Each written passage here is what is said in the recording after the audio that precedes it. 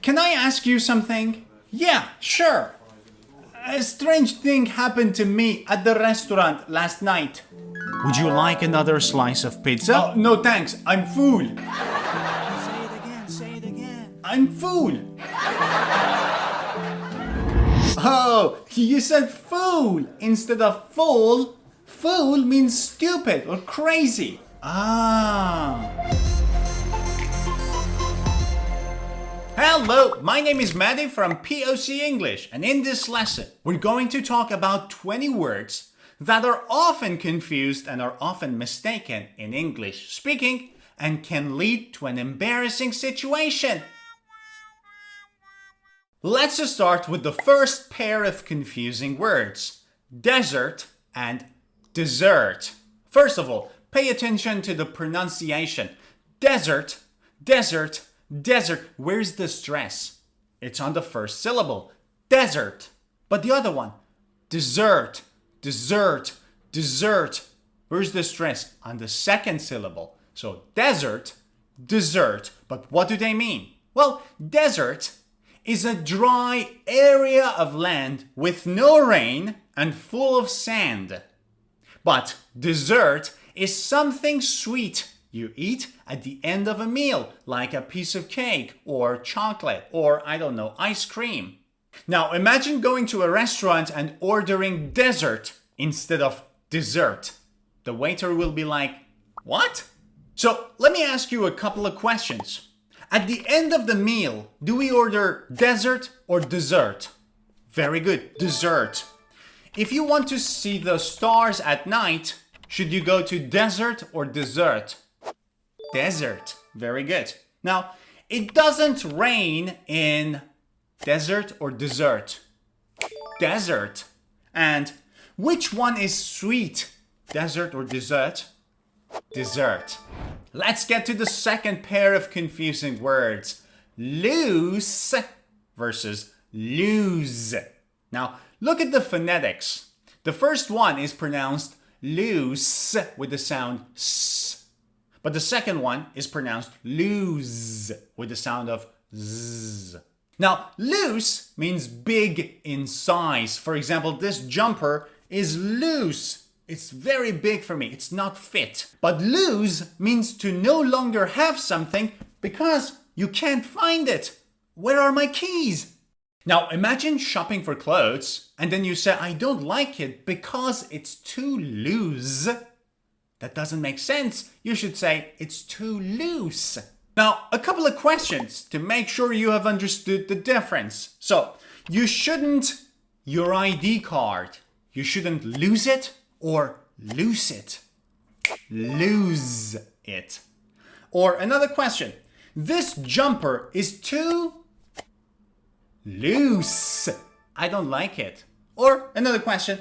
I don't want to this shirt. I don't want to lose this loose shirt. The third pair of confusing words. Future versus feature. Pay attention to the pronunciation and the phonetics. Future with the sound eu, future, and feature with the sound e, feature. Now, future is a period of time, past, present, future. But feature means a quality or a characteristic of something. For example, iOS 17 has a lot of new features. Let me ask you a few questions. So, if you are talking about different aspects of a new technological item, for example, the latest iPhone, do you talk about its future or its feature? Yes, you're talking about its features. For example, it has a better camera. That's a feature. But if you're thinking about 10 years from now, you're thinking about future or feature? Future. And now, another pair of confusing words. This one can be challenging and it can lead to a very embarrassing situation. Be careful. Cup and cop. What was the difference? Listen again, listen carefully. Cup, cop. What's the difference? Look at the phonetics. Cup, cup, Cup, this is a short vowel. Cup, but the other one, cop. Cop, this is a long vowel. Cup, cop. Now cup is a small round container that you have coffee or tea in it. A cup of tea, a cup of coffee. Cup, it's short, but cop is a police officer.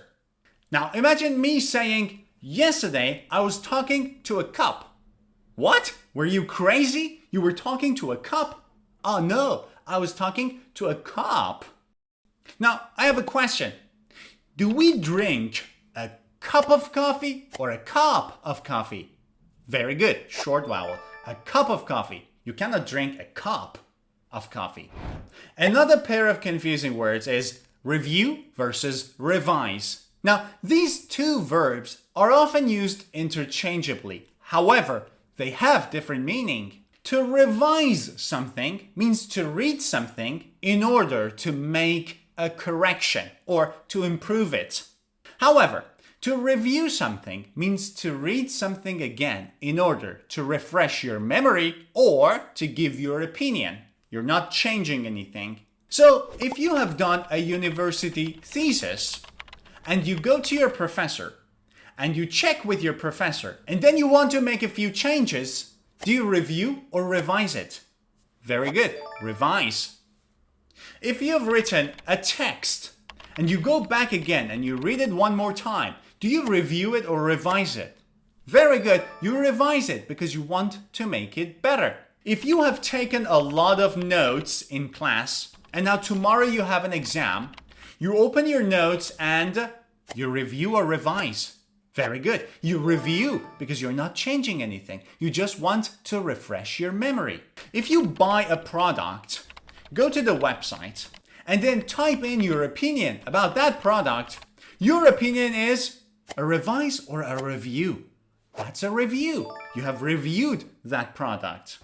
Do you want to have the summary of this lesson and all of my YouTube lessons in one book of 400 pages? Then you can download my Ultimate English book. This book contains 400 pages of lesson summaries of all of my YouTube videos. And good news is that you can download this for free because you are my subscriber. But how? Simply click on the link above my head, go to my website, type in your name, your email address, and hit the download button.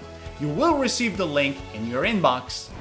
Okay, now let's get back to our lesson. The next pair of confusing words, receipt versus recipe. Now pay attention because this can lead to a very embarrassing situation. First, pay attention to the pronunciation. Receipt. Receipt. Is there a P? No. You do not pronounce the P because it's silent. Receipt. Receipt versus recipe. Recipe. Recipe. Now, receipt is a piece of paper that shows that you have paid for something. For example, I bought this iPad and I have received the receipt.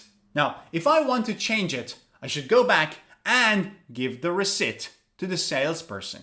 However, recipe is a text telling you how to prepare a meal. What's the first thing you need to do? Then do this. After that, do this. Now, imagine you are in a restaurant. You pay for your meal and then you ask for the recipe instead of receipt. You may ask, can I have the recipe? And they would say, oh no, that's a secret of our restaurant. You see, this can become embarrassing and confusing. You want to ask for the receipt, not the recipe. Now, a few questions, just to make sure. If you want to return an item to the store, you need to show the receipt or recipe. The receipt. Very good. If you want to know how to cook a dish, you need the receipt or recipe. The recipe. A pair of words that a lot of students confuse is stressed versus stressful. What's the difference? Are they the same? No, they're not. Stressed is how you feel. Stressful is how something makes you feel. So you feel stressed because something is stressful. if you have an exam tomorrow, you are stressed. The exam is stressful. Now, imagine saying, I'm very stressful instead of I'm very stressed. Well, that means I will make you stressed. I am stressful. That doesn't make sense. A couple of questions. If you have a big exam tomorrow, how do you feel? Stressed. Why? Because the exam is stressful. Another pair of very confusing words, sensible versus sensitive.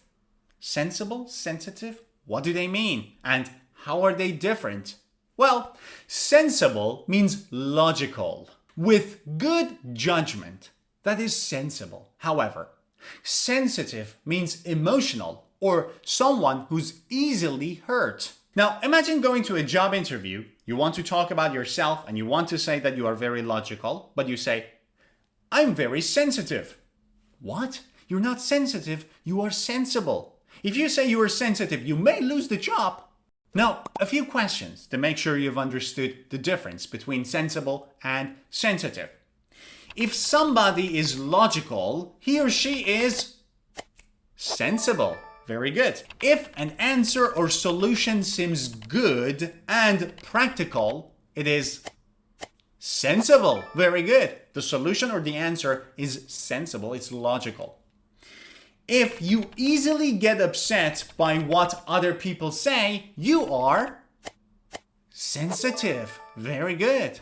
Let me talk about a pair of words that even native speakers confuse.